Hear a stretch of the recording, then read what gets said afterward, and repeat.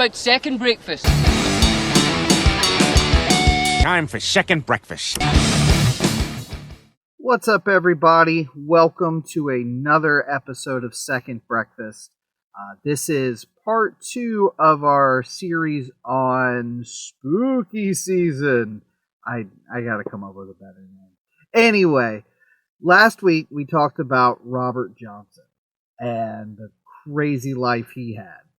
And if you remember, if you listen to that episode, which this is part 2, you got to listen to part 1 before you listen. Anyway, I mentioned that Robert Johnson passed away at the age of 27.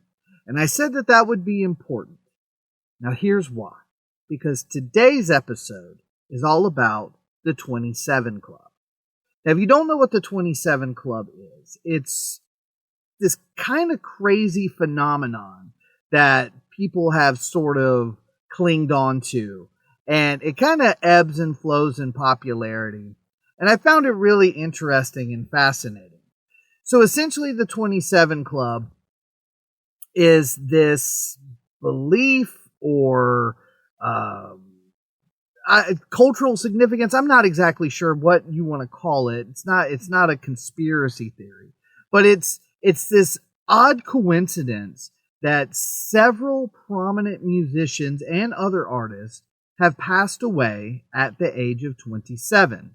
Now, most people think that this phenomenon sort of, I don't want to say took off, but the initial wave of it happened when a handful of musicians, all at the age of 27, passed away between the years of 1969 and 1971.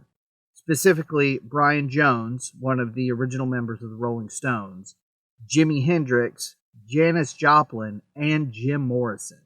They were all 27 and they died within a 3-year span of each other. And that's kind of how the 27 Club sort of became prominent. However, like I said last week, Robert Johnson was sort of the first musician to pass away under mysterious circumstances at the age of 27. So, you know, the amount of celebrities all at once, you know, having 4 prominent musicians all at one time, more or less, I think kind of is what pushed it into the zeitgeist further. But if you want to go back a little further, Robert Johnson was the first. So a lot of this I got off of Wikipedia, but some of this also got just from watching a couple of videos and stuff. There's all kinds of cool stuff about this on YouTube. This is not the definitive, like I say on all of these things. This is just Monster being Monster. If you want more detail, go check it out. But the cultural interpretation of events gave rise to an urban myth that celebrity deaths are more common at 27. A claim that has been refuted by statistical research. However, a subsequent statistical analysis demonstrated that the myth itself has shaped cultural memory by boosting the visibility and cultural prominence of those who die at 27. This phenomenon, deemed the 27 Club effect, reflects the power of collective storytelling and media reinforcement in turning unrelated events into lasting cultural narratives. Now, to translate that into English, what that means is it's kind of the same thing as the blue car effect. You buy a blue car, and all of a sudden, you see blue cars everywhere. One or two things happen, and a coincidence becomes more than a coincidence. So, the 27 Club, yes, it's kind of weird that it happened, like, you know, especially back in 1969 to 71 when those first, you know, major ones happened, but it's still more or less just a coincidence. But so what kind of rekindles all of this is that around 1994, when Kurt Cobain died.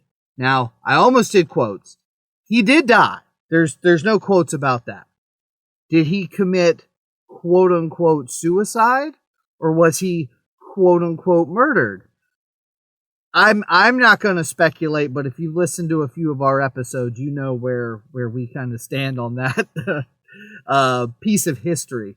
But again, Kurt Cobain was 27 years old when he passed away in 1994. And this sort of like boosts the 27 Club back into prominence because, you know, if you think about Jimi Hendrix and Janis Joplin and Jim Morrison, and even back to Robert Johnson, these were huge, influential stars. They weren't just, you know, random musicians at 27.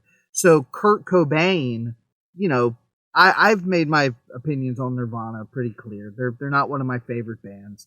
I respect what they did.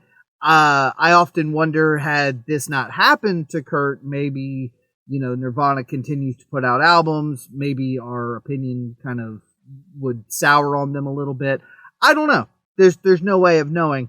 But that, with that being said, Nirvana kind of changed music in the 90s. And so him also being 27 kind of reignited this. Now, in 2011, this comes up again. Now, I'll be honest with you, I was never the biggest Amy Winehouse fan, but I know that she was really, really popular there for a while. So, in 2011, when Amy Winehouse died at the age of 27, it kind of reinvigorated the 27 Club. Kind of an interesting quote here. 3 years before Amy Winehouse passed away, her personal assistant, Alex Haynes, told the British press that Winehouse, she was 25 at the time, feared she would join Jim Morrison, Brian Jones, and Kurt Cobain in dying at 27. She said she reckoned she would join the 27 club of rock stars who died at that age. She told me, I have a feeling I'm going to die young. So, you know, okay. So what do all these people have in common? Obviously being 27 years old. But what about being 27 is a factor here? Well, most of these people, number one, let's be honest here, drugs. Every one of these artists had some sort of issue with drugs. Now, that I do think is part of it, but I also think a big part of it is just being in your mid-20s with this much fame and responsibility on your shoulders takes its toll. And when you try to self-medicate that using substances that are deteriorating parts of your, you know, frontal lobe, it's going to cause irrational behavior and irrational decision making.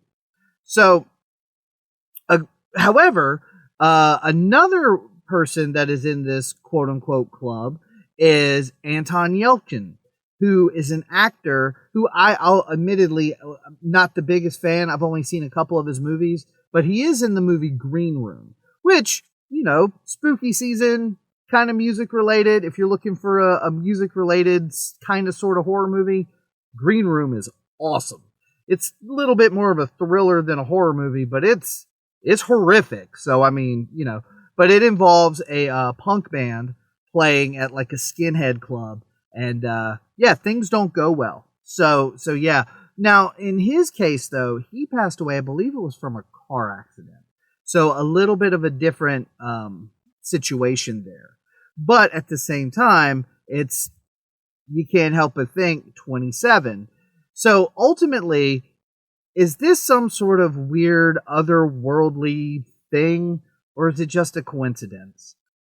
Hey, who knows for sure? All I know is that I find it very interesting that so many musicians with so much fame and fortune and praise heaped upon them couldn't make it past 27. So, what do you think about this? Do you think this is just, like I said, just a coincidence? Or do you think there's some sort of weird balancing act being done in the universe that once a person reaches this level, they have to be stopped? I don't know. But hey, it's spooky season. It's something spooky to think about. So, next week, I've got another spooky thing to talk about. So I hope you come back. I hope you're enjoying these. Some are going to be a little shorter. Some are going to be a little bit longer. But yeah, tell me what you think about the 27 Club. Breakdownsbreakfast@gmail.com. Obviously, Facebook, Instagram. All these go up on YouTube. We love reading YouTube comments. Please keep them coming. And yeah, if if you enjoyed this, let me know. If you think this is stupid, that's cool too. Let me know. Either way, thank you for hanging out, and I hope you have a great day.